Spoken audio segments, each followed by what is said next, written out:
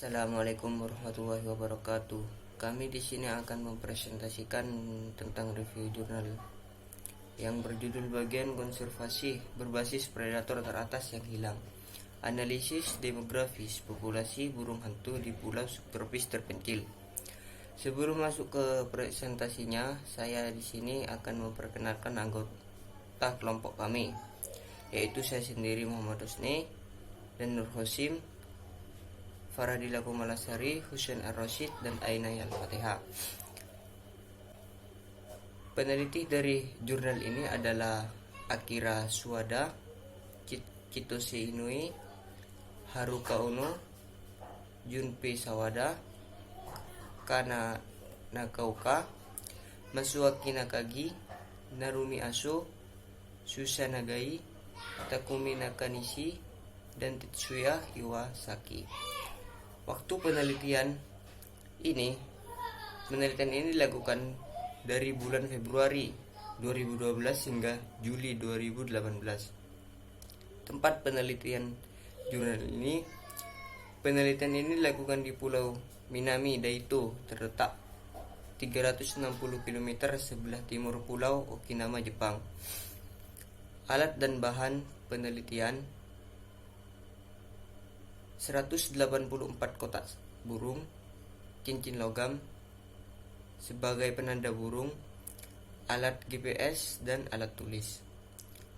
Tujuan penelitian ini untuk mendeskripsikan status demografis fundamental OE interpositus dengan PHT eksplisit jenis kelamin.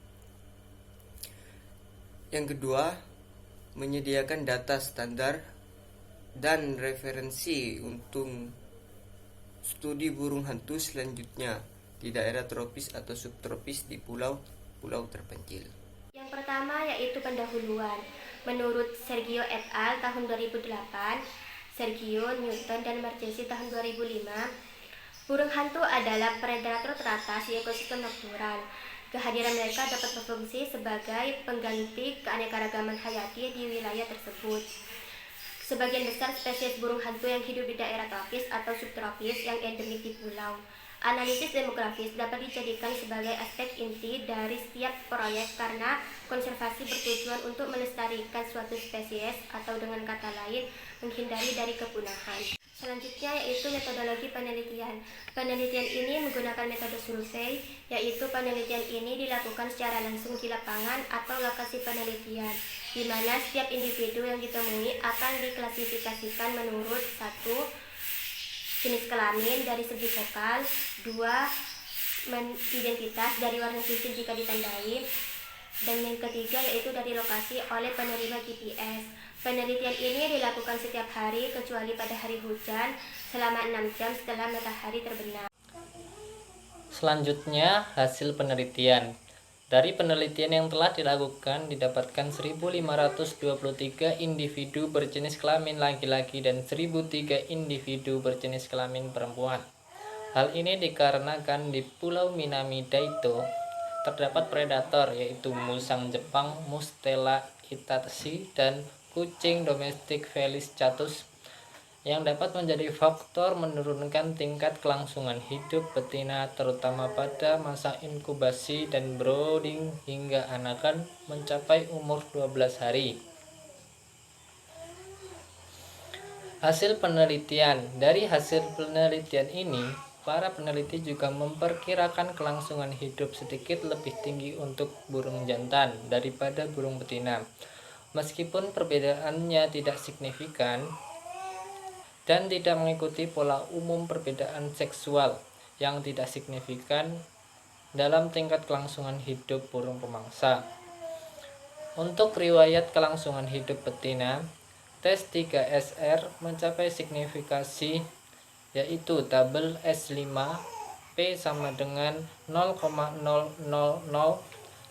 dan model dengan transisi direkomendasikan sebagai struktur model.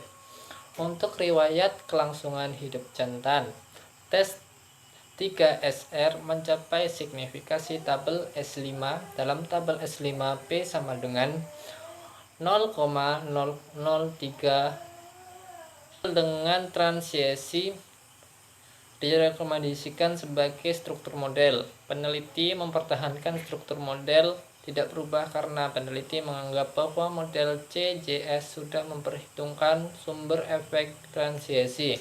Karena burung hantu bersifat menetap, sebagian besar efek sementara tampaknya berasal dari tingkat kelangsungan hidup yang rendah dari anakannya. Selanjutnya, estimasi ukuran populasi rata-rata jangka panjang 570,2 individu jauh lebih tinggi dari perkiraan sebelumnya, yaitu 420 individu atau sekitar 210 pasang untuk populasi lebih dari satu dekade yang lalu. Ada dua penjelasan untuk perbedaan ini. Yang pertama adalah pertumbuhan populasi yang nyata. Sebanyak 184 kotak sarang telah dipasang di pulau ini sejak survei sebelumnya oleh para peneliti tahun 2007, dan ini mungkin telah berkontribusi pada pertumbuhan populasi.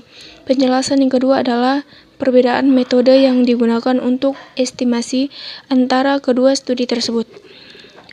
Beberapa poin dalam kaitannya dengan estimasi rasio jenis kelamin. Yang pertama, tren yang meningkat seiring bertambahnya usia menuju rasio jenis kelamin jantan, sedangkan rasio untuk anak muda adalah 0,51. Rasionya sama atau lebih dari 0,52 antara anakan dan dewasa. Hal ini menunjukkan bahwa betina memiliki tingkat kelangsungan hidup yang lebih rendah dibandingkan jantan. Yang kedua adalah variasi temporal. Variasi tahunan dalam rasio jenis kelamin pemula mungkin memiliki beberapa penjelasan, seperti adanya perbedaan jenis kelamin pada tahun tertentu dalam tingkat kelangsungan hidup anak burung sampai hari ke-20, yaitu hari di mana peneliti mengumpulkan sampel darah dan menentukan rasio jenis kelamin. Kontrol adaptif jenis kelamin keturunan bergantung pada lingkungan yang spesifik dan skokastisitas demografis karena ukuran populasi yang kecil. Baik, saya lanjutkan untuk kesimpulan pada penelitian ini. Dapat kita simpulkan bahwasanya mendapatkan 1.523 individu berjenis kelamin laki-laki dan 1.003 individu berjenis kelamin perempuan. Jadi untuk riwayat kelangsungan hidup pada betina melalui tes 3SR mencapai signifikansi tabel S5 Pi sama dengan 0,000. Dan model dengan transiensi direkomendasikan sebagai struktur model. Untuk riwayat kelangsungan hidup yang jantan melalui tes 3SR mencapai signifikansi tabel S5 Pi sama dengan 0,003, dan model dengan transiensi direkomendasikan sebagai struktur model. Ini menurut Donald pada tahun 2007 yang mengatakan bahwasanya populasi mungkin didorong menuju kepunahan tidak hanya oleh predasi saja, tetapi juga oleh rasio jenis kelamin miring akibat tekanan predator spesifik jenis kelamin. Dan juga menurut Takagi et al. Pada tahun 2007 bahwasanya probabilitas deteksi yang lebih rendah pada betina disebabkan oleh dua faktor, yaitu respon mereka lebih lemah terhadap panggilan siaran daripada yang jantan, dan penarikan mereka ke sarang mereka selama sebagian besar musim kawin. Sekian dari kelompok kami. Jikalau ada kekurangan ataupun kesalahan, silahkan langsung ditulis di kolom komentar. Sekian, terima kasih. Wallahul muwaffiq ila aqwamit thoriq. Wassalamualaikum warahmatullahi wabarakatuh.